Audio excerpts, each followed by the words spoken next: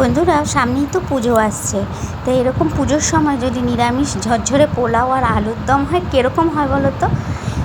যাই হোক, চলো আমরা পোলাওটার রেসিপিটা তোমার সাথে শেয়ার করি, তোমাদের সাথে। দেখো, পুজোর সময় আচ্ছা, পোলাও প্রথমে গোবিন্দভোগ চাল নিয়েছি।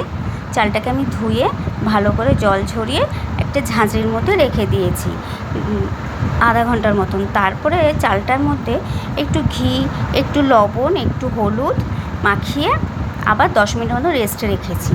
কড়াইতে সাদা তেল দিয়ে আর 2 চামচ ঘি দিয়েছি।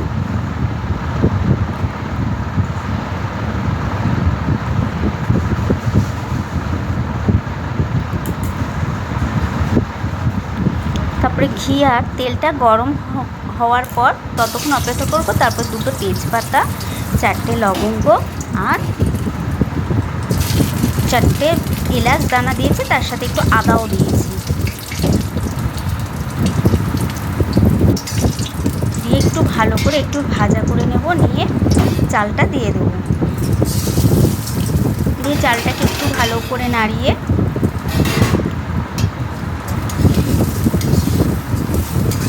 তোমরা নুনটা এখনও দিতে পারো বা আগেও মাখার সময় দিয়ে রাখতে পারো, কোনো সময়। আমি 2.5 কাপ চাল নিয়েছি, তার সাথে 5 কাপ জল নিয়েছি। 1 কাপ চাল যদি নাও, তার সাথে তোমরা নেবে 2 কাপ জল। তবে তোমাদের জিনিসটা শুকিয়ে একদম ঝুরঝুরে হয়ে যাবে। দেখো, আমি 5 কাপ জল নিয়েছি।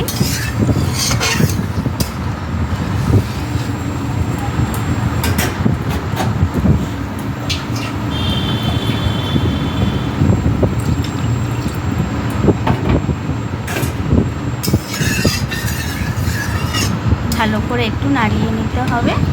তোমরা এখনও নুনটা দেখে নিতে পারো, যদি তোমাদের মনে হয় একটু নুন দিতে হবে তো তোমরা এখনই দিয়ে দিতে পারো। তো আমার লাগবে না বলে আমি দিলাম না, একটা ঢাকনা চাপা দিয়ে দিলাম। আর গ্যাসের ফ্লেমটা মিডিয়াম রাখবে। দেখো, আমি 10 মিনিট পর জলটাও শুকিয়ে গেছে।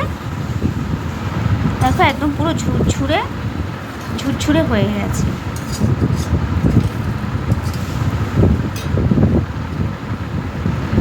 আর 10 মিনিট হলো কাজু কিশমিশ ভিজিয়ে রেখেছি, সেটা আমি দিয়ে দিলাম। দিয়ে আবার একটু নাড়িয়ে নেব। একটু চিনি দিলাম 1 চামচের মতো। তোমরা যদি একটু বেশি চিনি খাও তো তোমরা একটু বেশি চিনি দিয়ে নেবে। তো আমাদের একটু কম খাই বলে কম দিয়েছি। চিনিটা তোমাদের পরিমাণ মতো দেবে। ভালো করে একটু চিনিটাকে নাড়িয়ে নেব, যেন চিনিটা পোলাওটার সাথে গলে যায়, তাহলে একটু মিষ্টিটা একটু ভালো লাগবে। দেখো, পোলাওটা একদম গলে গেছে, কিন্তু তবু ভেঙে যায়নি। আমার তৈরি হয়ে গেল পোলাও।